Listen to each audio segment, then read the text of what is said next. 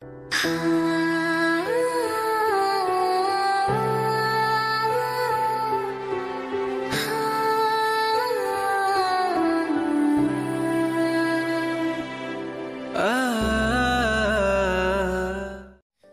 ঢালা পোশাক পরা, কাঁধে ঝুলন্ত এক ব্যাগ, চোখে বড় চশমা, মাথায় চুপ চুপ করে তেল দেওয়া, মনে হচ্ছে যেন তেলের ড্রাম থেকে উঠে এসেছি আমি। হ্যাঁ, আপনি ঠিকই ধরেছেন, এতক্ষণ আমার কথাই বলছিলাম। আমি ঢিলে ঢালা পোশাক এবং কাঁধে একটা দুরন্ত ব্যাগ নিয়ে ভার্সিটির ভিতরে ঢুকছি। আমার নাম রায়হানুল ইসলাম, বাবা মার একমাত্র সন্তান, বাড়ি রাজশাহী। আপাতত পরিচয়টা একটু থাক, বাকিটা না হয় পরবর্তীতে জানিয়ে দিব। আমি নিচের দিকে তাকিয়ে হাঁটতেছি, হঠাৎ করে মনে হলো কেউ একজন আমাকে ল্যাং মেরেছে। ল্যাং খেয়ে আমি মাটিতে পড়ে গেলাম। আমি উপরের দিকে তাকিয়ে দেখি কয়েকটা মেয়ে আমার দিকে তাকিয়ে হাসছে। আমি বুঝতে পারলাম মেয়েগুলি আমাকে ল্যাং মেরেছে। আমি উঠে তাদের সামনে গিয়ে বললাম, সরি আপু, আসলে দেখতে পাইনি। তখন মেয়েগুলোর থেকে একজন আমাকে ঠাস ঠাস করে থাপ্পড় মারলো। আমার মাথায় তখন প্রচণ্ড রাগ হয়ে গেল। আমি মেয়েটিকে মারার জন্য যেই হাত বাড়ালাম তখনই একটা কথা মনে পড়লো, তাই তাকে কিছু করলাম না। তখন মেয়েটা আমাকে বলল, কোথ থেকে যে আসে সব ফালতু পোলাপান মোটটাই নষ্ট করে দিল। তখন পাশে থাকা আরেকটা মেয়ে বলল, সোনালিকা, তুই একদম ঠিকই বলছিস। আর তোর কাকাও কেমন থার্ড ক্লাসদের অ্যাডমিশন দেয় ইউনিভার্সিটিতে। ঠিকই বলেছিস রে কিয়া, চাচুর মনে হয় মাথাটা গেছে। এসব ফালতু ছেলেদের কলেজে অ্যাডমিশন দেয়, আজে বাজে ছেলে। এই ছেলে, তুই এখানে দাঁড়িয়ে আছিস কেন? যা এখান থেকে, তোর কাছ থেকে বিশ্রী গন্ধ বের হচ্ছে। ঠিকই বলেছিস। আমি আর সেইখানে এক মুহূর্ত দাঁড়িয়ে না থেকে সোজা চলে গেলাম ক্লাসে। সেইখানে গিয়ে একদম পেছনের দিকটায় গিয়ে বসলাম এবং একটা বই বের করে পড়তে লাগলাম। ওকে করে ক্লাসে ছেলে মেয়ে আসছে।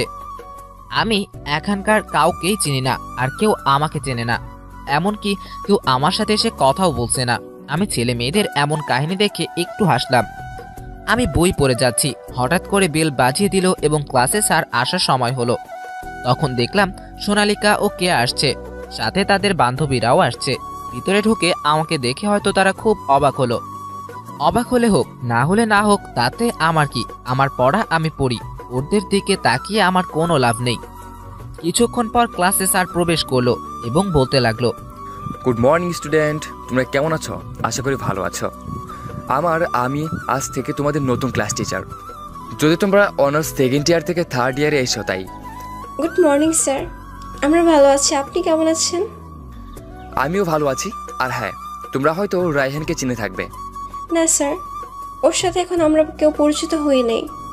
এটা কি কোনো কথা? তোমাদের মাঝে একজন নতুন স্টুডেন্ট আসলো আর তোমরা তার খোঁজ খবর নিলে না? আচ্ছা, সমস্যা নেই, আমি পরিচয় করে দিচ্ছি তোমাদের সাথে। এরপর স্যার আমাকে সামনে ডাকলেন। আমি সামনে যাওয়ার পর স্যার আমাকে আমার পরিচয় দিতে বললেন। আমি সবাইকে আমার পরিচয় দিতে লাগলাম। আমি রায়হানুল ইসলাম, আগে রাজশাহী বিশ্ববিদ্যালয়ে 2য় বর্ষে পড়তাম। ওখান থেকে ট্রান্সফার হয়ে ঢাকা বিশ্ববিদ্যালয়ে ভর্তি হয়েছি। আশা করি এর থেকে বেশি কিছু বলা লাগবে না। সবাই পরিচিত হয়েছে তো? আসবো, ক্লাসের সবার সাথে কথা বলে পরিচিত হবে, ওকে? আচ্ছা স্যার। তো এখন গিয়ে তুমি তোমার সিটে বসো। এরপর আমি এসে আমার সিটে বসলাম। স্যার ক্লাস করাচ্ছে, আমি মনোযোগ দিয়ে ক্লাস করছি। ক্লাস শেষ হওয়ার পর একটা ছেলে এসে আমাকে বলতে লাগলো, হাই, আমি জামিনুল, তোমার বন্ধু হতে চাই। জামিনুর কথা শুনে আমি বেশ অবাক হলাম, কারণ বাড়িতে আসার পর এখনো কেউ আমার সাথে ভালো করে কথাও বলেনি, আর এইখানে সরাসরি আমাকে বন্ধু হওয়ার প্রস্তাব দিচ্ছে। কি হলো, আমাকে কি বন্ধু বানানো যায় না? আমি তা বলিনি। আসলে আমার মতো একটা খ্যাট টাইপের ছেলের সাথে আপনি বন্ধুত্ব করতে চাচ্ছেন? বন্ধুদের মাঝে কোনো ধনী গরিব, স্মার্ট আনস্মার্ট দেখে বিবেচনা করা যায় না। তুমি আমার বন্ধু হবে কিনা এটা বলো। আচ্ছা যাও, বন্ধু হলাম, আমরা আজ থেকে বন্ধু। আচ্ছা বন্ধু, তাহলে তোর বাবা মা কি করে? বাবা মা রাজশাহীতে থাকে। তোর বাবা কি করে? সেটাও অন্য সময় জানতে পারবি। এখন বলে কি হবে? আমার বিষয় বাদ দে, এখন তোর বিষয় বল। তোর বাবা মা কি করে? বাবা হলো এখানকার একজন বিজনেসম্যান আর মা একজন গৃহিণী। আমাদের বাংলাদেশ এবং বাইরেও একটা ফ্যাক্টরি আছে। তাহলে তো তোরা খুব বড় লোক। মোটামুটি। তো চল বাসার দিকে যাই। তুই যা, আমার কিছু কাজ আছে। আচ্ছা তাহলে কালকে দেখা হবে। ওকে, বাই বাই। এই বলে আমি ভার্সিটি থেকে বের হয়ে চলে গেলাম বাসার দিকে। আমি আবার নিচে দিয়ে তাকিয়ে গেট দিয়ে বাইরে হতে যাব, ঠিক তখনই দেখি সোনালিকা আমাকে ইচ্ছে করে ধাক্কা দিতে যাচ্ছিল। আমি সরে গিয়েছি আর সোনালিকা সোজা গিয়ে মাটির উপর পড়লো। এটা দেখে সোনালিকার বান্ধবীরা হাসতেছিল। সে আমাকে আবারও ঠাস ঠাস করে 3টা থাপ্পড় মারলো আর বলতে লাগলো, আপু, আমি কই আপনাকে ফেলে দিলাম?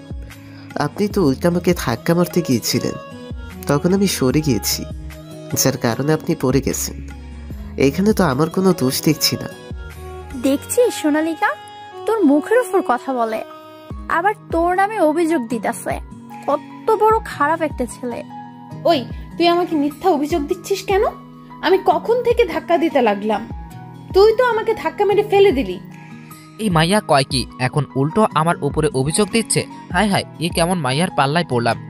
তখন পাশ দিয়ে একটা ছেলে যাচ্ছিল, একটু বখাটে টাইপের। ছেলেটা এসে সোনালিকাকে বলল, সোনালিকার কি হয়েছে?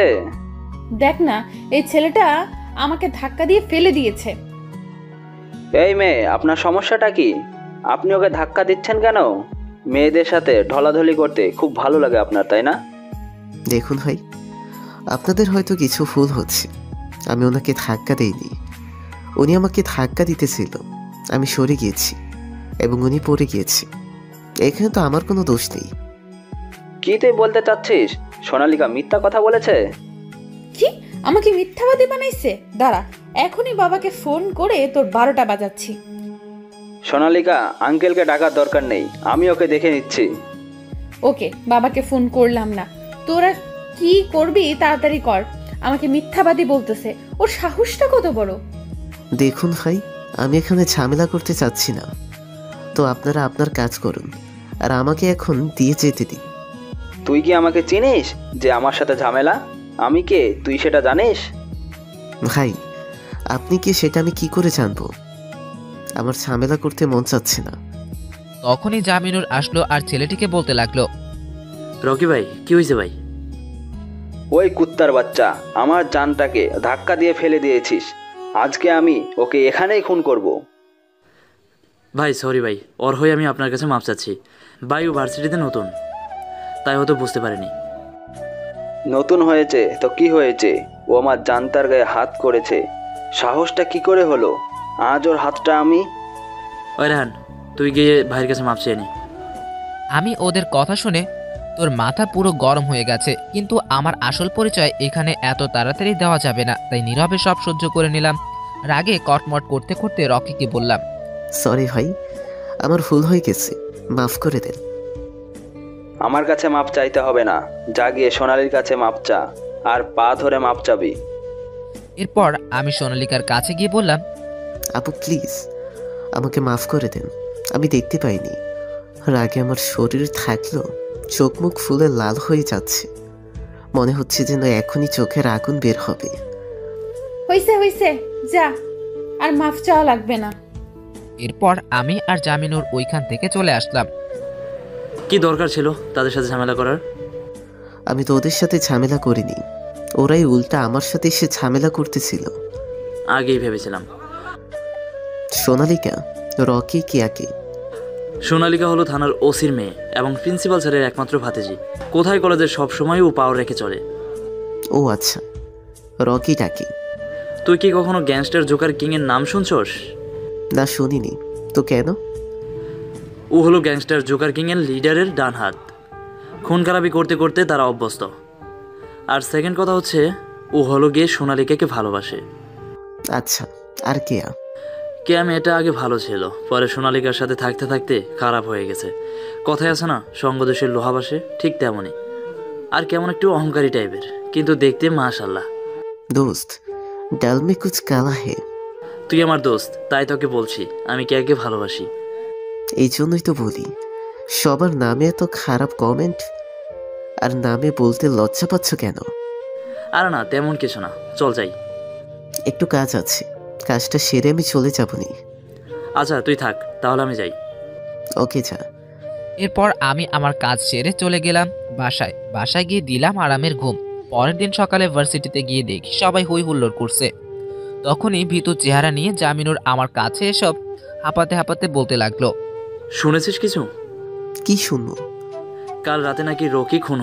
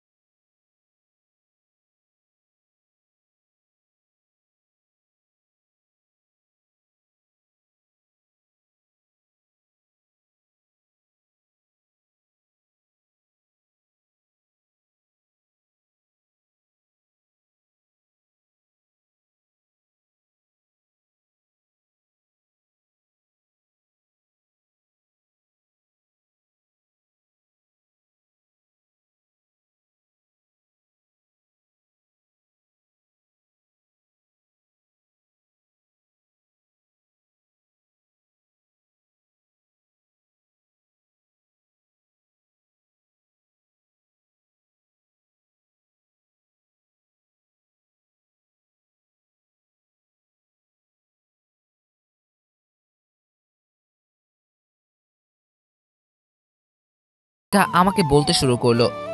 তুই কে রে? আসল পরিচয় কি? সোনালিকার কথা শুনে আমি কিছুটা অবাক হয়ে গেলাম আর মনে মনে বলতে লাগলাম, সোনালিকা কি আমার আসল পরিচয় জেনে গিয়েছে? সে কি যে নিয়ে গেছে মি? না না, সে জানবে কি করে? সে জানে না। কি রে, তুই চুপ কেন? তোর আসল পরিচয় দে। আমি তো রায়হান, আমার বাড়ি রাজশাহী। কেন আপু? আর ওই দিনই তো বললাম আমার পরিচয়। ও আচ্ছা, আমি ভুল ভেবেছিলাম। কি ভেবেছিলেন আপনি আপু? আমি ভাবতেছিলাম হলো গিয়ে আমি যা খুশি তা ভাবতেছিলাম। তাতে তোর কি? তোর কাজ তুই কর। আমি হাবলা কান্তের মতো একটা হাসি দিয়ে বললাম, ওকে আপু, আপনার কাজ আপনি করেন, আমার কাজ আমি করি। সোনালিকা আর কিছু না বলে চলে গেল। হঠাৎ করে তাকিয়ে দেখলাম ভার্সিটির গেট দিয়ে এক এক করে সর্বমোট 17টি গাড়ি ঢুকলো। সবগুলো গাড়ি ছিল কি রঙের এবং একই মডেলের। এক কালারে এতগুলো গাড়ি হয়তো আর কখনো ভার্সিটিতে ঢোকেনি, তাই সকলে অবাক হয়ে গাড়িগুলোর দিকে তাকিয়েছিল। হঠাৎ করে গাড়িগুলো একসাথে খুলে গেল এবং প্রত্যেকটি গাড়ি থেকে 4 জন করে লোক বেরিয়ে আসলো। লোকটিকে দেখে পুরো ভার্সিটি সবাই নিস্তব্ধ হয়ে গেল। কেউ কোনো কথা বলছে না, সবার চেহারায় ভয়ের ছাপ। হয়তো ভার্সিটির সবাই ভয় পেয়ে গেল। আমি ওকে দেখে মুস্কি মুস্কি হাসি আর মনে মনে বলছি, গ্যাংস্টার জোকার কিং এর লিডার তাহলে বেরিয়ে আসলো। আজ তোর মরণ নিশ্চিত।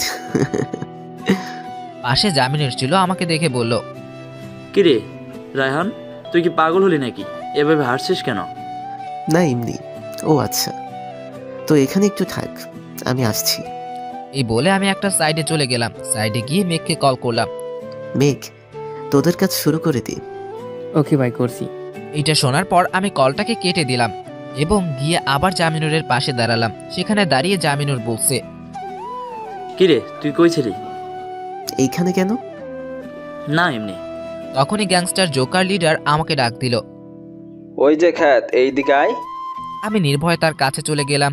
তার কাছে গিয়ে বলতে লাগলাম, তুই তো সর্বশেষ রকির সাথে ঝামেলা করছিলি তাই না? না তো, সে উল্টা আমার সাথে একবারই ঝামেলা করেছে। আমি জানি তুই এসব করেছিস, আর এখন তোকে মরতে হবে। না ভাই, না প্লিজ, আমাকে মারবেন না ভাই, প্লিজ। তোকে তো আজ মরতেই হবে, আর এটাই তোর ভাগ্যের লেখা। এটা বলেই তার কোমরে থাকা বন্দুকটা বের করে আমার মাথায় ঠেকালো। যেই ট্রিগারটা চাপ দিবে অমনি আকাশে 2টা হেলিকপ্টার দেখা গেল, যেটা থেকে গুলি চালানো হচ্ছে। গুলিগুলো আর কেউ করছে না, করছে হলো গিয়ে দেশের টপ 2 গুলিবিদ মেঘ ও রাইসা। তারা সবাইকে ভয় দেখানোর জন্যই গুলি করছে। ভয় সবাই এদিক ওদিক ছোটাছুটি করছে। লিডারেরও হাত কাঁপছে। সে আমাকে গুলি করা বাদ দিয়ে চলে গেল তার গাড়িতে। আমি গিয়ে চলে গেলাম সবার থেকে আড়ালে। কিছুক্ষণ পর হেলিকপ্টার 2টা ল্যান্ড করছে, সাথে আরো 20টি গাড়ি ভার্সিটি ঢুকছে। সবাই তো একের পর এক অবাক হচ্ছে, কি হচ্ছে কেউ তা বুঝতেছে না। ভার্সিটির সকল শিক্ষকরা যার যার ক্লাসে নিয়ে গেল, আর তারা সবাই জানালা দিয়ে দেখছে। গোলাগুলিও বন্ধ। তখন গ্যাংস্টার জোকার কিং এর সকলে গাড়ি থেকে বের হলো, সাথে তাদের লিডারও, এবং বের হয়ে বলতে লাগলো, ওই কে রে? কার এত বড় সাহস যে আমার উপর গুলি চালাস? সাহস থাকলে বের হ। এরপর 20টি গাড়ির মধ্যে সবগুলো গাড়ির দরজা খুলে গেল এবং এক এক করে মোট 70 জন লোক বের হলো। তার মাঝে 2 জন এসে আরেকটা গাড়ির দরজা খুলে দিল। সেখানে থেকে কালো সাদা কোট পরিহিত একজন বেরিয়ে আসলো। তার পরনে ছিল সাদা শার্ট, সাদা প্যান্ট, সাদা কোট ও সাদা শু, আর মুখে ছিল একরা সাদা মুখোশ। দেখে মনে হচ্ছে যেন একজন হোয়াইট ম্যান গাড়ি থেকে বের হচ্ছে। এদের দেখে পুরো ভার্সিটির সকলে আরো বেশি ভয় কাঁপতে লাগলো। আর গ্যাংস্টার জোকার কিং দলের লিডার তো ভয় হিসু করে দিয়েছে এবং কাঁপাকাঁপি শুরু কণ্ঠে বলল, রায়হান ভাই, আপনি? এটা বলেই ও রায়হানের পা ধরলো লিডার আর বলতে লাগলো, ভাই আমাকে মাফ করে দেন ভাই। পা ছাড়। না ভাই, পা ছাড়বো না। তোর মতন বিশ্বাসঘাতককে মাফ করে দেওয়া হলো পৃথিবীর সবচেয়ে বড় ভুল। লিডার তখন তার পায়ের সাথে আটকানো একটা ছুরি দিয়ে রায়হানকে যেই আঘাত করতে যাবে অমনি রায়হান লিডারের মাথায় এক এক করে মোট 4টা গুলি করে, যার ফলে লিডার ওখানেই মারা যায়। আর লিডারের সাথে যারা এসেছিল তারা ভয়ে চুপসে যায়। ভার্সিটির সকলে তো ভয়ে কোনো কথাই বলছে না। এরপর রায়হান তার হাতে একটা হ্যান্ড মাইক নিয়ে বলে, আমি হলাম হোয়াট গ্যাংস্টার আর এর লিডার রায়হান, আর আপনাদের কোনো ভয় নেই। আমি যতদিন বেঁচে আছি ততদিনও আপনাদের কোনো ভয় নেই। আর কোনো গ্যাং এসেও ভার্সিটি কেন? কোনো ভার্সিটিতে তাদের রাজত্ব চলবে না। আপনারা সবাই নিশ্চিন্তে থাকুন। এটা বলে রায়হান এবং তাদের দল বদলের সবাই চলে গেল ভার্সিটির বাইরে। এখন পুরো ভার্সিটি ফাঁকা, শুধু শিক্ষক এবং ছাত্রছাত্রী ভার্সিটিতে আছে। আমি গিয়ে জামিনুরের কাছে গেলাম। আমাকে দেখে জামিনুর বলতে লাগলো, দোস্ত তোর কিছু হয়নি তো? আমি তো ভেবেছিলাম তোকে হয়তো আর দেখতে পাবো না, কিন্তু আল্লাহর কাছে লাখো শুক্রিয়া যে তোকে আবার আমাদের মাঝে ফিরিয়ে দিয়েছে। দোস্ত। তুই এতক্ষণ কই ছিলি রে দোস্ত? প্রচন্ড হিসু চেপেছিল, এই হিসু করতে গিয়েছিলাম। ও আচ্ছা, তো চল এখন বাসায় চলে যাই, আজকেও কাজ হবে না। আচ্ছা চল। এই বলে আমি আর জামিনুর গেট দিয়ে বের হতে যাব, এমন সময় দেখি সোনালিকা, কিয়া এবং তাদের বান্ধবীরা মিলে কি যেন নিয়ে কথা বলছে। আমরা তাদের কাছে যাওয়ার পর শুনতে পেলাম, আজ তোরা হোয়াইট গ্যাংস্টারের লিডার রায়হানকে দেখেছিস? দেখতেছি তো, সেই হ্যান্ডসাম।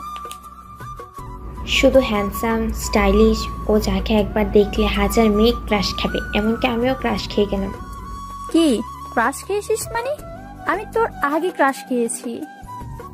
ওই তোরা চুপ করবি? তোরা তো ক্রাশ খেয়েছিস, আর আমি তো পুরো ভালোবেসে ফেলেছি তাকে। কি বলছিস কি তুই? তুই ভালোবেসে ফেলছিস? তুই কি বোঝাতে চাচ্ছিস? আমি ভালোবাসতে জানি না? আমার মনে কি ভালোবাসা জাগে না? না মানে আমি এটা বলতে চাইনি। তাহলে কি বোঝাতে চাচ্ছিস তুই? আরে সোনালিকা, তুই ওর কথা বাদ দে তো, তুই বল কবে দিবি? তোকে আবার ট্রিট দিতে যাব কোন দুঃখে? ও মা, বাবু দেখি কিছু বুঝে না। তোমার মনে ভালোবাসা জেগে আছে, কিন্তু তুমি ট্রিট দিবা না, তা কি কখনো হয়? তাড়াতাড়ি বল, ট্রিট কখন দিবি? আচ্ছা কালকে দেবনি, রাক্ষসী কোথাকার। রাক্ষসী বলেছে, আমি বলছি কালকে নেব। এই বলে তারা হাসাহাসি করতে লাগলো।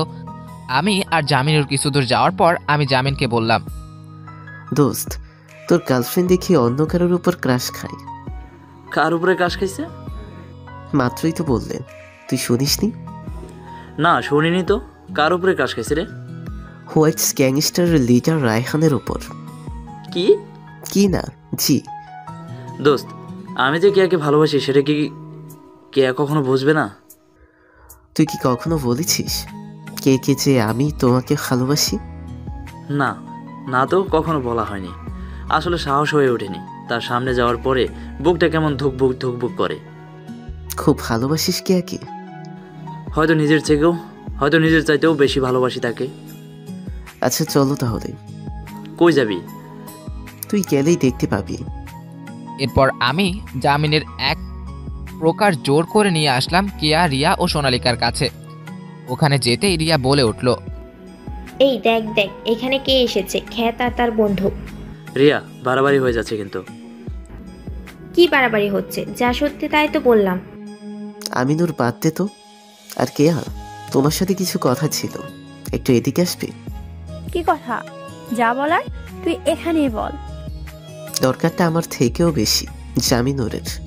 জামিনুর, তুমি কি আমাকে কিছু বলতে চাও? এই, তুই হেয়ালি না করে বল তো। জামিনুর বলে দে তো। এখন যদি না বলিস তাহলে কিন্তু পরে তোকে পস্তাতে হবে। এরপর জামিনুর কেয়ার সামনে হাঁটু গেড়ে বসে পকেট থেকে একটা ডায়মন্ডের রিং বের করে কেয়ার সামনে ধরলো আর বলতে লাগলো, জানি না ভালোবাসি কি করে বলতে হয়, কিন্তু ভালোবাসি তোমাকে, এটাই জানি। ভালোবাসি আজ থেকে নয়, গত 6 মাস ধরে, কিন্তু তোমাকে বলে ওঠার সাহস হয়নি আমার। আজ বলে দিলাম কেয়া, ভালোবাসি তোমায়। I love you, I love you, you and really love you. Do you love me? Keya কোনো কথা না বলে কিছুক্ষণ নিশ্চুপ হয়ে দাঁড়িয়ে রইল এবং তার সামনে কি হচ্ছে তা বোঝার চেষ্টা করলো। কি হলো, নিশ্চুপ কেন? বলো, do you love me? Jaminur দেখেছিস না, কে নিশ্চুপ হয়ে দাঁড়িয়ে আছে? এর মানে কি তুই বুঝিস না? জামিনুর বুঝতে পারলো কেয়া হয়েছে তাকে রিজেক্ট করে দিয়েছে, তাই দাঁড়িয়ে পড়লো এবং চোখ দিয়ে অশ্রু বের হতে লাগলো। আর জামিনুর আমাকে বলল, শুভ চল আমরা এখান থেকে চলে যাই। আমি আগে থেকে জানতাম কেয়া কখনো আমাকে ভালোবাসবে না, আর আমি আজ তার প্রমাণও পেলাম। এটা বলে জামিনুর চলে আসতে যাবে, ঠিক তখনই কেয়া এসে সবাইকে অবাক করে দিয়ে জামিনুরকে পিছন থেকে জড়িয়ে ধরে বলতে লাগলো, I love you Juna, I love really love you. Jaminur তো কেয়ার মুখে টোনার নাম শুনে অবাকের শেষ পর্যায়ে চলে গেছে। টোনা নামটা তুমি কই থেকে পাইছো? কেন? না এমনি। এমনি তাই না? না মানে হলো গিয়ে। আচ্ছা আমি বলি, কি বলবা? তেমন কিছু না, ভালোবাসার রাজকন্যা, এটা আমার আইডি। রায়হান ভাই, তুই আমার ধর, আমার কেমন জানি মাথাটা ঘুরছে। কেন রে, তোর আবার মাথা ঘুরছে কেন? আমার ভালোবাসার মানুষটি আমাকে এতদিন ধরে ভালোবাসি বলে আসছে, আর আমি তা জানতেও পারলাম না। কত বড় পোড়া কপাল আমার। কেয়া তো জামিনুরের এর কাহিনী দেখে মিটমিট হাসছে। কেয়ার কাহিনী দেখে তো সবাই পুরাই অবাক। সে যে তলে তলে এত কিছু করে বেড়াচ্ছে তা কেউই টের পায়নি। তখন রিয়া কেয়াকে বলল, কিরে কেয়া, তুই তো দেখি খুব খুব শিয়ানা। সামনা সানি, তুই ভাজা মাছটা উল্টে খেতে জানোস না, আর তলে তলে গিয়ে ট্রাক চালাস। কি করব বলো, প্রথম দেখাতেই ওকে আমি ভালোবেসে ফেলছি। তাই তো আমি ওর ফেসবুক আইডি নিয়ে আমার ফেক আইডি দিয়ে ওকে বারবার আই লাভ ইউ বলছি, কিন্তু ও রিজেক্ট করে দিছে। হইছে, তোরা থাম এখন। তো আজকে আমাদের ট্রিট দিবে, সাথে জামিনুর তো আছেই। আচ্ছা চল, কি আর করার। ওদের ট্রিটের কথা শুনে আমি ওখান থেকে চলে আসতে যাব, ঠিক তখনই জামিনুর আমাকে বলল, কিরে ভাই, তুই কই যাচ্ছিস? বাসে একটু কাজ আছে, কাজটা করতে যাব। কাজ পরে করা যাবে, এখন তুই আমার সাথে রেস্টুরেন্টে চল। এই ক্ষেত্রে কেটে নেওয়ার কি দরকার নেই? শরীর থেকে কি বিশ্রী গন্ধ বেরোচ্ছে, মনে হচ্ছে এখনই বমি করে দেব। সোনালিকা, এটা কিন্তু বাড়াবাড়ি হয়ে যাচ্ছে। আরে থাম, আমার জন্য তো দেখি ঝগড়া করবি নাকি? এর থেকে ভালো হবে তোর রেস্টুরেন্টে যা, আমি বাসায়। ও যখন এত না করছে তখন ওকে নেওয়ার কোনো দরকার নেই। এই থেকে বরং আমরা যাই, মজা করতে পারবো। এই খ্যাতকে হয়তো রেস্টুরেন্ট দেখা পাবো না। আমি ওদের কথা শুনে একটু মুচকি হাসি দিলাম আর বলতে লাগলাম, দোস্ত তোরা যা, আমার দেরি হয়ে যাচ্ছে। এটা বলেই আমি ওখান থেকে চলে আসলাম। আর সোনালিকা এবং ওরা গেল রেস্টুরেন্টে। আমিও খাবার জন্য আমার নিজের রেস্টুরেন্টে গেলাম। এটা বর্তমান শহরের 1 নম্বরে আছে। আমি ওখানে গিয়ে অবাক হয়ে গেলাম, কারণ ওখানে সোনালিকা, জামিনুর, কেয়া এবং রেয়া ছিল। আমি গিয়ে আড়ালে যাতে তাদের কথা এবং তাদেরকে দেখতে পারি। তখন একজন ওয়েটার এসে আমাকে বলতে লাগলো, তুমি কেমন আছো? আর তোমার নাম রুহি, তাই না? হ্যাঁ স্যার, আমি রোহি। তো কাজ কেমন চলছে? বেতন ঠিক মতো পাও তো? হ্যাঁ স্যার। তো বলো না, কি খাবেন? কি রে সোনালিকা, তুই খাচ্ছিস না কেন? আর বারবার ওই টেবিলটার দিকে তাকাচ্ছিস কেন? ওই ছেলেটার দিকে তাকিয়ে দেখ তো, ওকে রায়হানের মতো দেখাচ্ছে না? কোন রায়ান? ওই ছেলেটা? হ্যাঁ ঠিক বলেছিস, খ্যাতটাই। ও এখানে আসতে যাবে কেন? ওর কি বাপের সাধ্য আছে এই হোটেলে আসার? কত দামি একটা হোটেল দেখছিস। ঠিক বলেছিস, ও তো আসতে যাবে না। আমার হয়তো মনের ভুল। ওই খ্যাতটার কথা বাদ দিয়ে এখন তুই একটু খাবার খাতো। এরপর সোনালিকা আর বাকি সবাই খাবার খেতে লাগলো। খাবার শেষ করে যে যার মতো বাসায় যাবার পালা। কিয়া, রিয়া ও জামিনুর বাসায় একদিকে, তাই তারা একসাথে যাবে বলেও সিদ্ধান্ত নিল। আর সোনালিকার বাসা অন্যদিকে, তাই সোনালিকা আলাদা যাবে। তারা 3 জন চলে গেল তাদের বাসায় যেতে লাগলো। আর সোনালিকা একা একা যাচ্ছে, তাই আমি তার পিছু নিলাম, কারণ আমার মনে হচ্ছিল আজ সোনালিকা আর কোনো বিপদ হবে।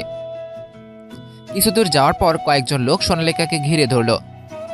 এই আপনারা কারা, আর এইভাবে আমাকে ঘিরে ধরেছেন কেন? তখন পাশে একটা গাড়ি থেকে একটা লোক বেরিয়ে আসলো, যাকে দেখে হয়তো সোনালিকা কিছুটা ভয় পেয়েছে। ওকে দেখেই সোনালিকা তুতলাতে তুতলাতে বলল, রবিন, তুমি? হ্যাঁ আমি, আর আজকে জেল থেকে ছাড়া পেয়েছি। তো এখানে কেন? তোকে এখন ধর্ষণ করব আর আমার জ্বালা মেটাবো। আমি কিন্তু এখন চিৎকার করব। কর দেখি কেমন করতে পারিস। বাঁচাও বাঁচাও, কেউ আমাকে বাঁচাও। ওই তোরা দেখছিস কি, ওকে ধর। এই বলে লোকগুলো সোনালিকাকে জোর করে গাড়িতে ওঠাতে যাবে, ঠিক তখন আমি ওইখানে গিয়ে বলতে লাগলাম, এই যে ভাইয়েরা, কি করছেন কি? এ তোর এখানে কোনো কাজ নেই, তুই এখন থেকে যা। কেন ভাই, আমি এখানে থাকলে সমস্যাটা কি? ওই তোর ওই হালারে ধর, ও যেন বাঁচতে না পারে। এটা শুনে ওরা এক এক করে আমাকে মারতে আসলো, আর আমি ধুমধাম করে মারতে থাকলাম। প্রায় 10 মিনিট সবাইকে ধুমসে ধোলাই করছি। এক একজন রাস্তায় এক এক জায়গায় পড়ে আছে। এরপর রবিন আসলো আমাকে মারার জন্য। আমি একটা ছুরি নিয়ে রবিনের গলায় দিলাম এক টান, ও ওখানেই পড়ে গেল আর ছটফট করতে করতে মারা গেল। এরপর আমি রবিনকে উদ্দেশ্য করে বললাম, তুই সোনালিকাকে কি করবি? ধর্ষণ করবি, তাই না? তুই আমার ভালোবাসার মানুষটিকে ধর্ষণ করবি, তাই তো? ওকে দেখ তোর আজ কি হাল করি আমি। এটা বলে সোনালিকাকে চোখ বন্ধ করতে বলে আমি সেই ছুরিটা নিয়ে বুকে লিখে দিলাম ধর্ষক, আর তার যৌনাঙ্গটা কেটে দিলাম। তখন সোনালিকা এসে সোজা আমাকে জড়িয়ে ধরলো। তখন যে কি ফিলিংস হচ্ছিল তা আমি বলে বোঝাতে পারবো না। কিছুক্ষণ পর সোনালিকা আমার বুক থেকে মাথাটা উঠিয়ে বলতে লাগলো, কে তুমি? কে আর হব, আমি তো রায়হান। জানি তুমি রায়হান, কিন্তু তোমার আসল পরিচয়টা কি? এইটাই আমার আসল পরিচয়। তো তুমি কি আমাকে ভালোবাসো? আর তোমার জন্য এখানে আসা। মানে? কিছু না। এত হেয়ালি না করে বলো তো তুমি কে, আর কি তোমার আসল পরিচয়? আমি হলাম গিয়ে রায়হান, ছিলাম রাজশাহী, আর এখন থাকি ঢাকা। তাহলে তুমি কবে থেকে আমাকে ভালোবাসো? তুমি যখন রাজশাহীতে বেড়াতে গিয়েছিলে একটা বিয়ের অনুষ্ঠানে, সেই দিন তোমাকে আমি প্রথম দেখতে ভালোবেসে ফেলি। এর জন্যই আমি ঢাকা আসি। রাজশাহীতে তোমার বাবা কি কাজ করে? বাবা একজন বিজনেসম্যান। রায়হান গ্রুপ অফ কোম্পানির নাম কখনো শুনেছেন আপনি? এই রায়হান গ্রুপ অফ কোম্পানি হলো আমার বাবার। কি তুমি এত বড় লোক? না, আমার বাবা বড় লোক, আমি না। যেটা তোমার বাবার সেটা তো তোমারই, তাই না? না, সেগুলো কিছুই আমার না। কেন? আজ শুধু এইটুকু জেনে রাখো, আমি বেঁচে থাকতে তোমাকে কোনো ক্ষতি করতে পারবে না। যে আসবে তাকে আমি এই রবিনের মতো খালাস করে দেব। খুব ভালোবাসি যে তোমায়। এত ভালোবাসো আমায়? হয়তো নিজের থেকেও বেশি। তাহলে প্রপোজ করছো না কেন আমাকে? কি সত্যি আমি প্রপোজ করি, তুমি আমাকে গ্রহণ করবে? করবো না কেন, অবশ্যই করব। কালকে পুরো ভার্সিটির সামনে আমি তোমাকে প্রপোজ করব। আচ্ছা, দেখা যাবে। এরপর আমি সোনালিকা তার বাসায় দিয়ে আসলাম। আজ আমি খুব খুশি, কারণ আমার 2টা মিশন কমপ্লিট হয়েছে। এক হলো সোনালিকাকে নিজের করে পেয়েছি, আর 2 নম্বরটা না হয় পরেই জানাবেন। পরদিন সকালে আমি আমার আসল গেটআপে ভার্সিটিতে গেলাম, মানে কোট প্যান্ট পরে, চুলগুলো ছিল স্পাইক করা, দেখতে পুরো হ্যান্ডসাম, যে কোনো মেয়ের পছন্দ। প্রথম দেখাতেই ক্রাশ খাবে, নিজের প্রশংসা আর কত করব। আর নাইবা করলাম। আমি বাইক নিয়ে সোজা ভার্সিটিতে ঢুকে গেলাম, আর এই দিক ওদিক তাকিয়ে দেখলাম সব মেয়েরা আমার দিকে হা করে তাকিয়ে আছে। আমি তাদের দিকে চোখ না দিয়ে চলে গেলাম সোনালিকা, কিয়া ও রিয়ার ওখানে গিয়ে একটা গাছের নিচে বাইকটা পার্ক করে তাদের সামনে গেলাম। রিয়া, কিয়া ও সোনালিকা এক দৃষ্টিতে আমার দিকে তাকিয়ে রয়েছে, মনে হচ্ছে যেন তারা আমাকে গিলে খাবে এখন। কে তুমি? আগে তো এই ভার্সিটিতে কখনো দেখিনি। তোমাকে কেমন যেন চেনা চেনা লাগছে, মনে হচ্ছে কোথাও যেন দেখছি তোমাকে, কিন্তু কই দেখছি? সোনালিকা বেশ কিছুক্ষণ আমার দিকে তাকিয়ে থাকার পর বলল, রায়হান তুমি? এটা খ্যাত রায়হান। তুমি এত স্টাইলিশ কি করে হলে? ও তাই, তো তুমি কাকে ভালোবাসো? এরপর আমি হাঁটু গেড়ে সোনালিকার সামনে বসে হাত থেকে একটা ডায়মন্ডের নেকলেস বের করে সোনালিকার সামনে ধরে বললাম, ভালোবাসি তোমায়, আমার জীবনের থেকেও বেশি ভালোবাসি তোমায়। ভালোবাসি না আমি তোমার বাহিরের সৌন্দর্যকে, ভালোবাসি তোমার ওই চোখ দুটোকে, যেটা দেখলে আমার সকল ক্লান্তি দূর হয়ে যায়। আমি তোমার ওই চোখ দুটিকে দেখে কাটিয়ে দিতে চাই আমার এই জীবন, ভালোবাসতে চাই আমার হৃদয় গভীর থেকে। সোনালিকা, তুমি কি দিবে সেই সুযোগ? আমায় কি ভালোবাসবে? খুব খুব ভালোবাসবো তোমায়। এইটা বলে আমাকে উঠিয়ে আমাকে শক্ত করে জড়িয়ে ধরলো, এমনভাবে ধরলো যেন তাকে ছেড়ে দিলেই আমি হারিয়ে যাব। প্রায় 10 মিনিট পর সোনালিকাকে ছেড়ে দিলাম। এরপর আমি তার গোলাপময় ঠোঁটের মাঝে আমার ঠোঁটটা ডুবিয়ে দিলাম। আমি সোনালিকার ঠোঁট দুটি সমানে চুষছি, সোনালিকাও আমাকে বাধা দিচ্ছে না। আমি তার নেশায় পুরো পাগল হয়ে গেছি। ঠিক তখনই কিয়া বলে উঠল, সোনালিকা, এটা কি করছিস তুই? এটা একটা পাবলিক প্লেস। কিয়ার কথা শুনে আমাদের দুজনেরই হুঁশ ফিরল। আমার একে অপরকে ছেড়ে দিলাম, দুইজনে লজ্জায় কিছু বলতে পারলাম না। আমি আশেপাশে তাকিয়ে দেখি সব জায়গায় ক্যাম্পাসে সবাই আমার দিকে তাকিয়ে আছে। রিয়া তো হা হয়ে দেখছে। আমি সব লজ্জা শরম দূর করে রেখে বললাম, রিয়া, আপনি মুখটা একটু বন্ধ করেন, তা না হলে আপনার মুখে মশা মাছি, এমনকি একটা হাতিও অনায়াসে ঢুকে যাবে। রিয়া তার মুখটা বন্ধ করে একবার আমার দিকে একবার সোনালিকার দিকে তাকাচ্ছে। এটা দেখে সোনালিকা বলছে, এটা কি করছিস তুই? কি আর করব, আমি আমার ফ্রেন্ডকে দেখছি যে কিনা কোনো ছেলেকে সহ্য করতে পারতো না, আর সে একটা ছেলেকে জড়িয়ে ধরে আছে, সাথে লিপ কিস, তাও পাবলিক প্লেসে। কি করে সম্ভব এটা? প্রেমে পড়লে সবই সম্ভব, তা আমি আজ হাড়ে হাড়ে টের পেলাম। আমি তো দেখতেই পাচ্ছি। হুম, তো এখন ট্রিট দে। ওকে চল তাহলে রেস্টুরেন্টে। চল, কি আর তুইও চল। না, আমি যাব না। কেন, তোর আবার কি হলো? আসলে আজ আমাদের ঘুরতে যাওয়ার কথা ছিল, কিন্তু ও এখনো আসেনি। দেখ, চলে আসবে। আমার মন বলতেছে তার কিছু একটা হইছে। আরে বাবা, কি এত দেখি একদিনে জামিনুনের প্রেমে হাবুডুবু খাচ্ছে। আমি তো শুধু হাবুজুবু খাচ্ছি, তুই তো মিষ্টিও খেয়ে নিলি। কি আর কথা শুনে সোনালিকা কিছুটা লজ্জা পেল, আর কিছু বলল না। কিছুক্ষণ পর একটা গাড়ি আসলো, আর গাড়িটা হলো জামিনুরের। ওই তো তোর আশিক চলে এসেছে। আমার আশিক মানে? তোর আশিক মানে তুই বুঝিস না? না, বুঝি না। মানে জামিনুর চলে এসেছে। কই কই? ওই তো এদিকে আসছে। কিছুক্ষণ পর জামিনুর আমাদের কাছে আসলো, যাকে দেখে মনে হচ্ছিল সে কোনো কারণে খুব ভয়ে আছে। তার চোখে মুখে আমি ভয়ের আভাস দেখতে পেলাম, কিন্তু কি কারণে আমি তা বুঝতে পারলাম না। তাই আমি জামিনুরকে জিজ্ঞেস করলাম, কিরে, কি হয়েছে তোর? চোখে মুখে এমন ভয়ের আভাস কেন? কই না তো। না হলে ভালো, চল তাহলে। কই যাবি? রেস্টুরেন্টে যাব আমি। সোনালিকাকে প্রপোজ করেছি তো, আর সেও অ্যাকসেপ্ট করেছে। সেই খুশিতে ভাবছিলাম তোদের ট্রিট দিই, যদি তুই ট্রিট গ্রহণ করিস। ওকে চল তাহলে। আমাদের নাচ ঘুরতে যাওয়ার কথা ছিল। ও কে, আমার মনে ছিল না তো। আমার এখন খুব সন্দেহ হলো জামিনুরকে নিয়ে। সে এমন বিহেভ করছে কেন? তার তো এই রকম করার কথা না, সে তো সব সময় হাসি খুশি থাকতে, তো এখন এমন কেন করছে? এই প্রশ্নের উত্তর কেবলমাত্র জামিনুরই আমাকে দিতে পারবে। জামিনুর, একটু এদিকে আয় তো। কে কে কে কেন?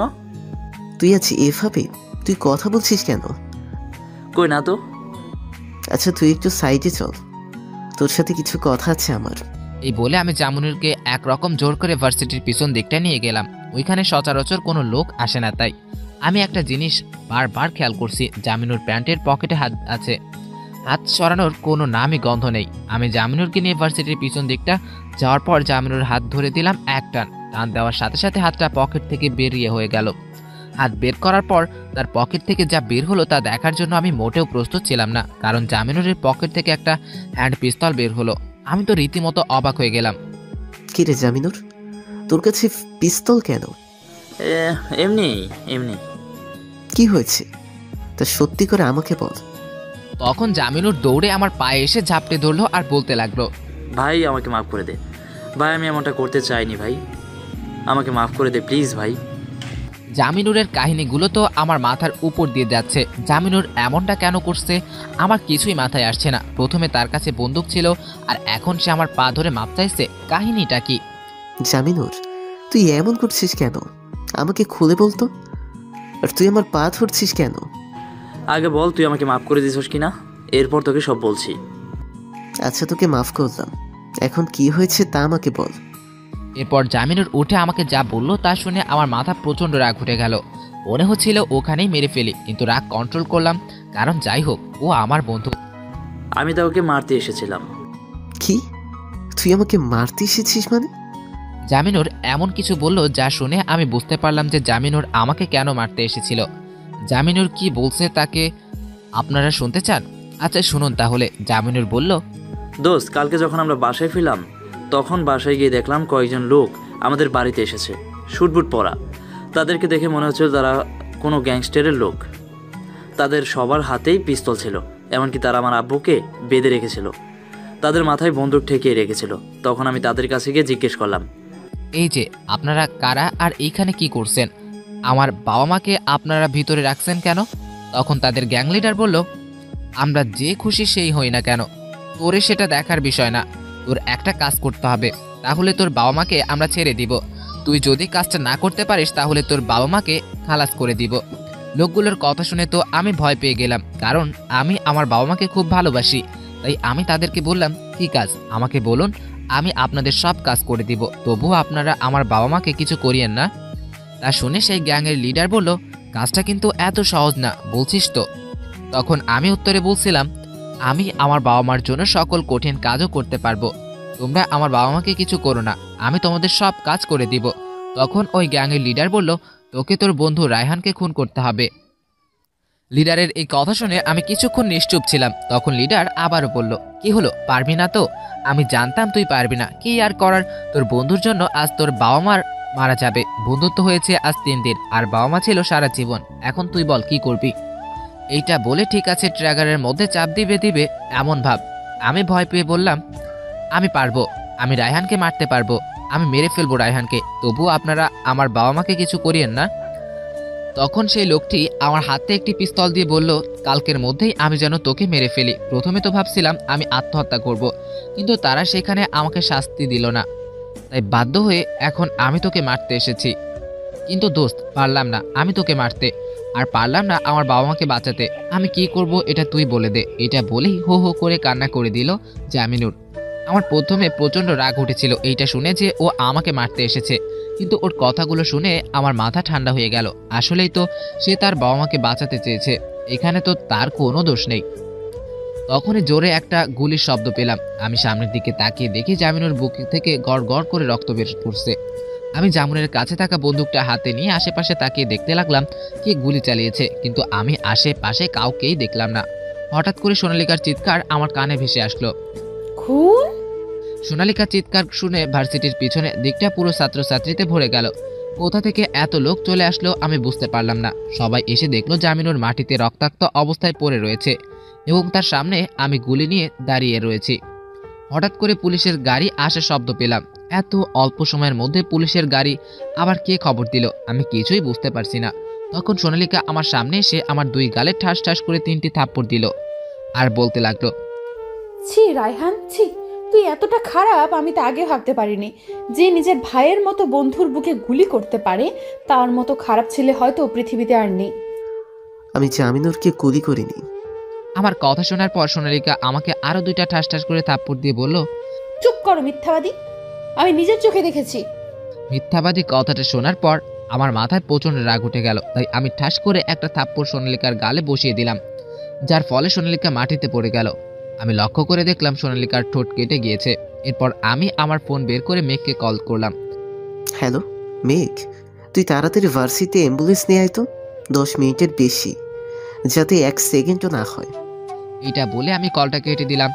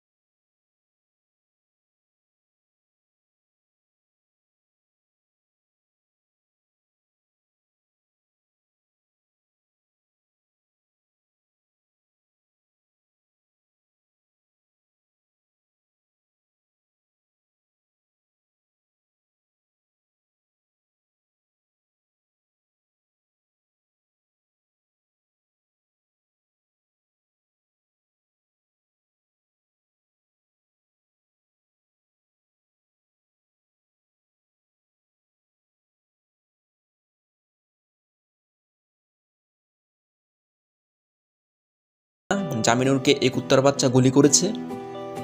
ওই তুই কাকে কুত্তার বাচ্চা বলছিস? যে জামিনুরকে গুলি করেছে এবং আমার নিষ্পাপ মেয়েটাকে রক্তাক্ত করেছে, ওকে বলছি।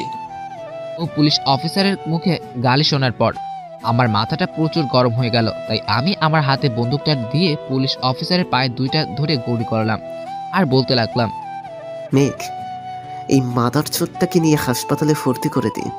শালার পুত বেশি কথা বলতেছে এখানে। ও মা গো, আমাকে গুলি করেছে গো। এই চুপ, একদম চুপ, চিৎকার করবি না। মেঘ, তুই ওনাকে হাসপাতালে পাঠিয়ে দিত। আমার ওকে সহ্য হচ্ছে না। ওকে ভাই। আর ভাই আমি মাথাটা ঠান্ডা করেন ভাই। মাথা কি করে ঠান্ডা করব? আমার বেস্ট ফ্রেন্ড যে মৃত্যুর সাথে পাঞ্জা লড়ছে।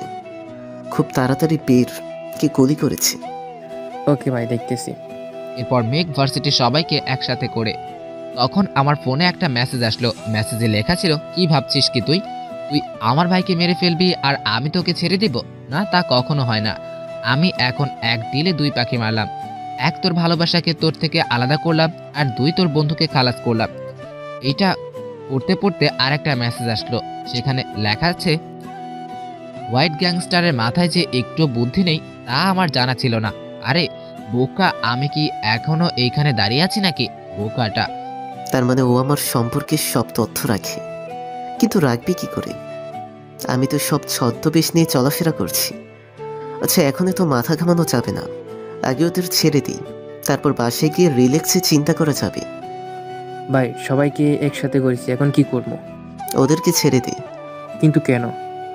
আমি বলছি ছেড়ে দিতে, তুই ছেড়ে দে। আমার মুখে মুখে তর্ক করতে কি তোর খুব ভালো লাগে? সরি ভাই। এরপর মেঘ গিয়ে সবাইকে বাসায় চলে যেতে বলে। পুরো ভার্সিটিতে এখন শুধু আমি, মেঘ আর আমার দলের কয়েকজন আছে।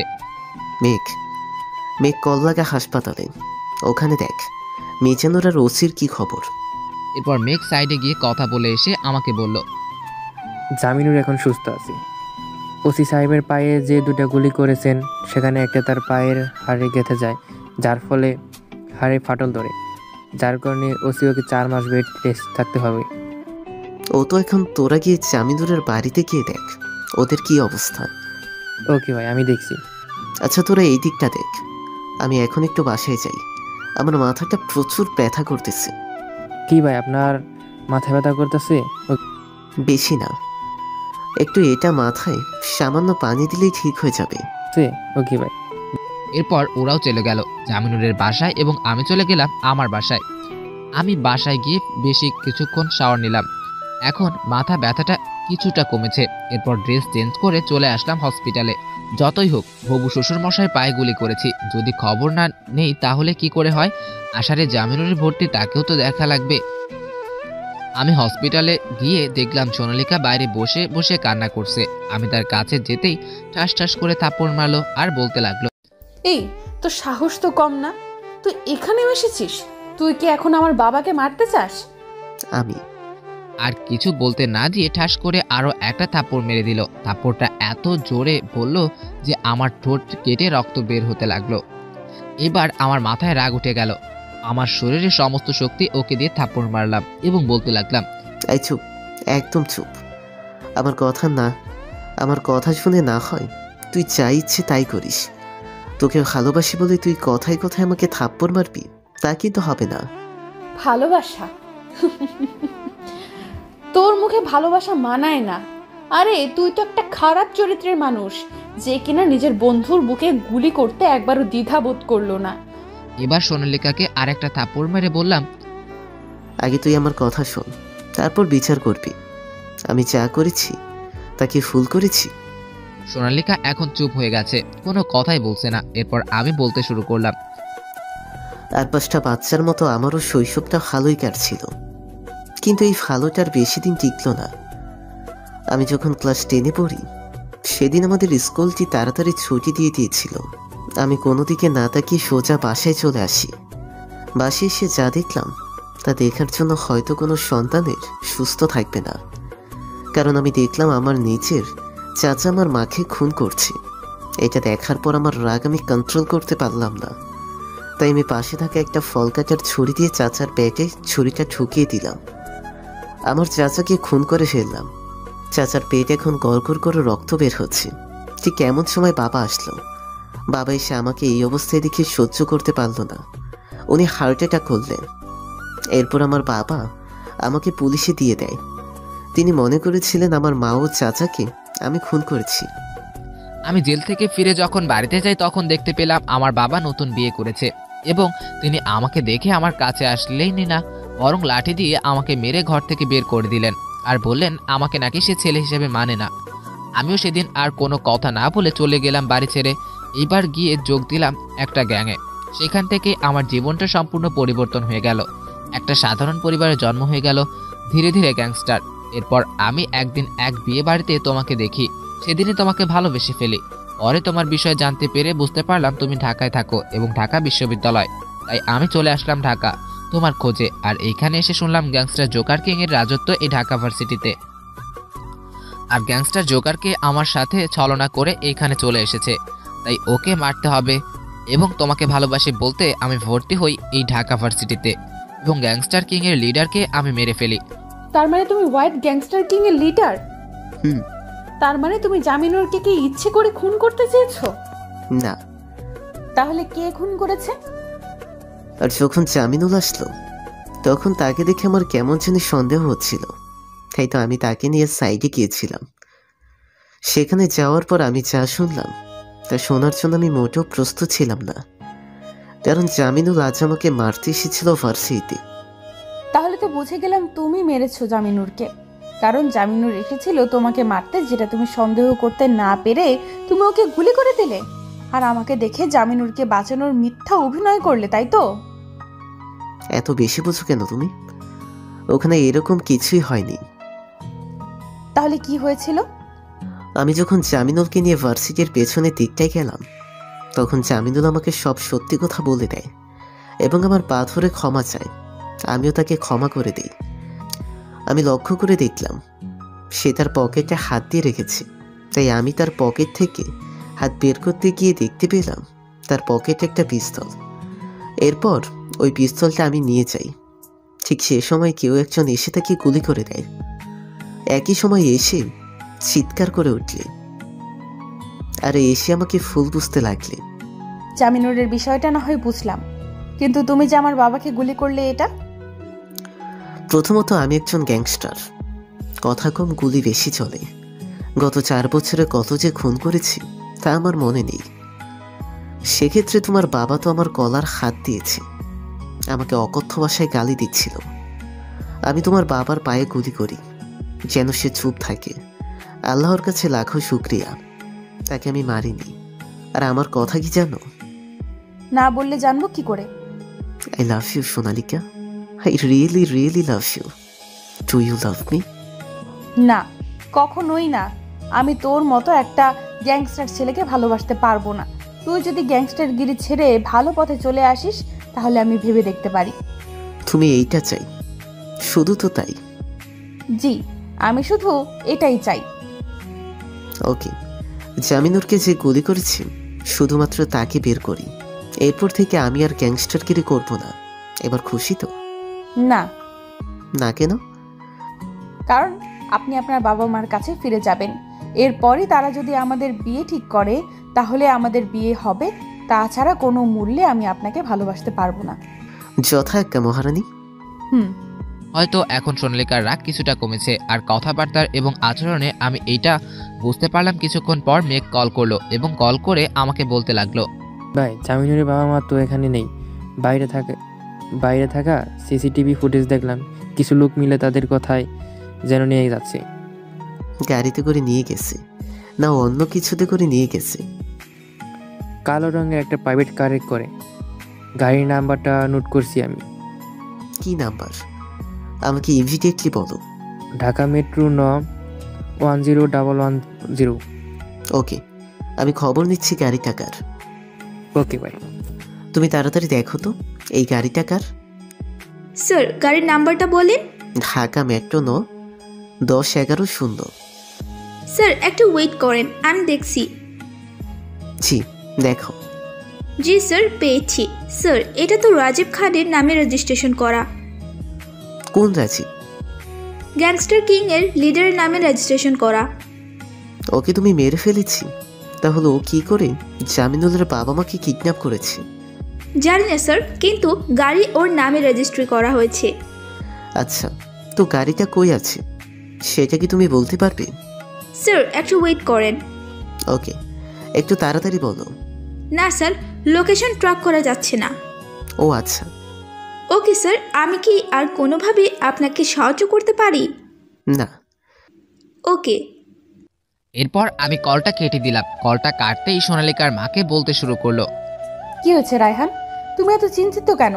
আর জামিনুর বাবা মার কি হয়েছে? কারাই বা তাদের কিডন্যাপ করেছে? জানি না সোনালিকা, আমি কিছুই জানি না। কি হয়েছে আমাকে সম্পূর্ণটা খুলে বলবে? আমি ওই যে ভার্সিতে যে লোকটিকে খুন করেছিলাম, আর গ্যাংস্টার জোকার কিং এর লিডারকে। হ্যাঁ, তো এখন তার লোকজনই এই কাজটি করতেছে। রাজীব নামে তুমি কি যেন বলছিলে? ও রাজীব। রাজীব হলো গ্যাংস্টার জোকার কিং এর লিডারের নাম। ও, কেন জিজ্ঞেস করেছে এটা? আসলে রিয়ার বাবার নামও তো রাজীব, তাই। রিয়ার বাবার নাম রাজীব, ভালো। আচ্ছা, তো এখন জামিনুরের বাবা মাকে কিভাবে খুঁজবে? এটাই তো ভাবতেছি। আচ্ছা, তুমি কি বলতে পারবে রিয়ার বাসা কই? ফার্মগেট কেন? ফার্মগেট? কিন্তু কেন? রাজীবের বাসায় ফার্মগেট। আচ্ছা, তুমি কি বাসা চেনো? জি চিনি তো। আচ্ছা চলো তাহলে। কই যাবে? রিয়ার বাসায়। রিয়ার আশায় কেন? আমার মন বলছে রিয়া কোনো না কোনো ভাবে কিডন্যাপিং এর সাথে জড়িত আছে। এখন তুমি রিয়াকে দোষারোপ করছো? আগে চলো, তারপর দেখা যাবে। ওকে চলো। এরপর আমি আর সোনালিকা চলে গেলাম রিয়াদের বাসায়। ওইখানে যাওয়ার পর যা দেখলাম তা সোনালিকা কখনো আশা করেনি। ওখানে যাওয়ার পর যখনই বাড়ির ভিতরে গেলাম, ঠিক তখনই কোথা থেকে যেন গুলি বর্ষণ করতে লাগলো আমাদের দিকে। সোনালিকা এইদিকে আসো বলে সোনালিকাকে নিয়ে আমি সাইডে চলে গেলাম। সেখানে গিয়ে আমি মেঘকে কল করে রিয়াদের বাসার ঠিকানা দিয়ে বললাম যত দ্রুত পারে এইখানে চলে আসতে। এরপর কলটা কেটে দিয়ে আমি পিস্তলটা দিয়ে গুলি করতে লাগলাম ছাদের দিকে, কারণ ওইখানে থেকে গুলি আসছিল। বেশ কিছুক্ষণ গোলাগুলি চালার পর মেঘ আসলো। এরপর আমরা 25 জন মিলে বাড়ির ভিতরে গেলাম। একজন একজন করে মারতে মারতে ভিতরের দিকে যাচ্ছি। পুরো বাড়িটা এখন রক্তে বন্যা হয়ে গেছে। আমাদের দলের 3 জন আহত হয়েছে। সোনালিকা এখনো বাইরে দাঁড়িয়ে। ওদের দলের এখন আর একজনও বেঁচে নেই। আমি পুরো বাড়ি খুঁজলাম, কিন্তু কোথাও রিয়া এবং জামিনুরের বাবা মা নেই। কি করব কিছুই বুঝতে পারতেছি না। হঠাৎ করে কারো গঙ্গালের শব্দ শুনতে পেলাম, যেটা আমার পাশ থেকে দেওয়াল থেকে আসতেছে। কি করে ভিতরে যাব এটাই ভাবছি, এমন সময় দেখতে পেলাম দেওয়ালের সাথে একটা সুইচ লাগানো। আমি সুইচটা টিপ দিতেই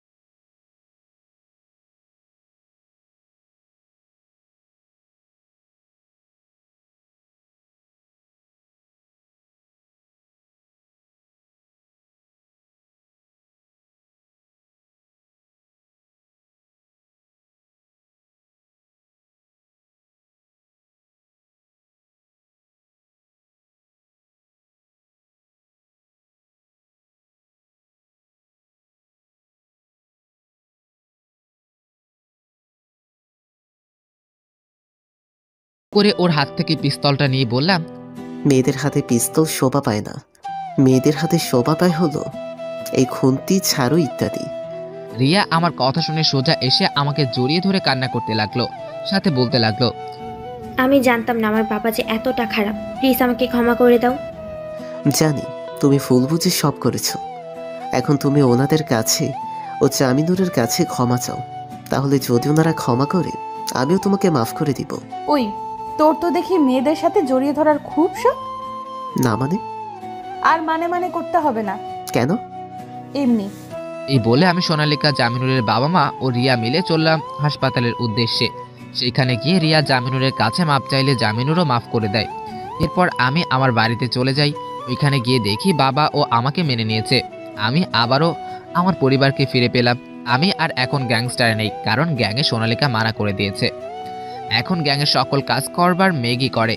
ও আপনাদের তো বলিনি, কাল জামিনুর আর কেয়ার বিয়ে হয়ে গেছে। তারা এখন খুব সুখেই জীবনযাপন করতেছে। আমি এখন আমার বাবার কোম্পানিতে কাজ করি। প্রথম আমার সৎমা আমাকে দেখতে পারতো না, কিন্তু এখন আমাকে দেখতে পারে, আর আমি এখন তার নয়নের মণি। আমার আর সোনালিকা প্রেম চুটিয়ে চলছে।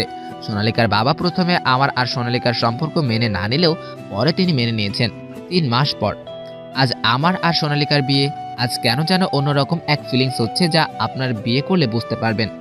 বিয়ের কাজ সম্পূর্ণ হয় আমাদের বাসায় আসতে আসতে রাত 12টা বেজে গেল। এরপর আমি বন্ধুদের সাথে ছাদে বসে আড্ডা দিতে লাগলাম। আড্ডা দিতে দিতে রাত 2টা বেজে গেল, তা আমি খেয়ালই করিনি। তাই আমি ওদের কাছে বললাম, দোস্ত তোরা থাক, তাহলে আমি আপাতত নিচে যাই। না, তা হবে না, আজকে সারা রাত আমরা আড্ডা দিব, তাই না কেয়া? জি হ্যাঁ, আমরা সারা রাত আড্ডা দেব। এই দেখ, তোদের বান্ধবী আমাকে ফোন দিতে দিতে অবস্থা খারাপ করে ফেলেছে। এখন আপাতত চাই, রাত 2টা বাজে। বউকে পেয়ে কি আমাদের ভুলে যাচ্ছিস? ভালো তো ভালো, খুব ভালো। তোদের বান্ধবী যে রাগি, আমি যদি আরেকটু লেট করি তাহলে আমাকে জিন্দা কবর দিয়ে দিবে। প্লিজ দোস্ত, এখন অন্তত চাই। যা যা, তাড়াতাড়ি বইয়ের আঁচলে নিচে কি লুকা। তোরা যা ইচ্ছে তাই বল, আমি কিন্তু এখনই যাব। আচ্ছা যাও তাহলে। এরপর আমি ভিতরে এসে দেখতে পেলাম আমার বউটা লম্বা একটা ঘুমটা দিয়ে খাটের উপর চুপটি মেরে বসে আছে। আমি তখন দরজার সামনে দাঁড়িয়ে সোনালিকার উদ্দেশ্যে করে বললাম, আমি কি ভেতরে আসতে পারি? না, একদমই না। কেন? কারণ আপনি পুরো 2 ঘন্টা পর এসেছেন, আর বাসর ঘরে কি কেউ এতক্ষণ অপেক্ষা করে? কেউ না করুক, আমার লক্ষ্মী বউটা তো আমার জন্য করেছে, এইটাতেই আমি অনেক খুশি। ও তাই? আসো গো আমার বরটা। এরপর আমি ভেতরে গিয়ে সোনালিকার সামনে বসলাম। তখন সোনালিকা বলল, এই তুমি উঠে দাঁড়াও। কেন? উঠে দাঁড়াতে বলছি। ওটা তোরা তো প্রশ্ন করো কেন? সোনালিকার কথা মতো আমি উঠে দাঁড়ালাম। আমি উঠে দাঁড়াতেই সোনালিকা আমাকে বলল, এখন তুমি কানে ধরো। কেন? কারণ তুমি লেট করে এসেছো। 100 বার কানে ধরা লাগবে। শুধু কানে ধরলে হবে না, কানে ধরে 100 বার উঠবস করতে হবে। কি? না, আমি এখন পারবো না। ওকে, তাহলে আমি তোমার বউয়ের অধিকার দিতে পারবো না, এই বলে দিলাম। রাগ করে না লক্ষ্মীটি, এই দেখো আমি কাঁধে ধরেছি। ধরো তো, আমি কি না করেছি নাকি? এই দেখো কান ধরে উঠবোস করতেছি। এই 1, এই 2, এই 5। তুই কি আমাকে বোকা পেয়েছিস? এই না তো। কেন? তাহলে তুই আমাকে 1, 2 এর পরে 3, 4 না বলে 5-এ গেলি কেন? আচ্ছা সরি। যা তো, এখন তাহলে 150 বার কর। কিছু কম হয় না? না, আর এইটা তোর উপযুক্ত শাস্তি। সারা রাত কি তুই শুধু কান ধরে উঠবস করবি নাকি? চাই না তো করতে, কিন্তু ওসির মেয়ের আদেশ পালন না করে যাব কোথায়? আচ্ছা, আর করতে হবে না, এবার সোজা হয়ে দাঁড়াও। আবার কি হলো? এই, আমি তো তোমাকে সালামই করলাম না, তো এখন সালাম করব। ও, তো এখন করো। এরপর আমি উঠে দাঁড়ালে সোনালিকা আমাকে সালাম করে। উঠে দাঁড়িয়ে আমাকে বলতে লাগে, আমি কিন্তু ওসির মেয়ে, আমাকে যদি কখনো কষ্ট দাও তাহলে তোমাকে জেলে ঢুকিয়ে দেব। মাইয়া কয় কি? দেব। তো আমার বউটারে কি বমি জড়িয়ে ধরতে পারি? আমি কি মানা করেছি নাকি? এরপর সোনালিকাকে খাটে শুইয়ে দিয়ে আমি তার উপর শুয়ে পড়লাম। এরপর তার ঠোঁটের সাথে আমার ঠোঁট মিশিয়ে দিয়ে সোনালিকার ঠোঁটের স্বাদ গ্রহণ করতে লাগলাম।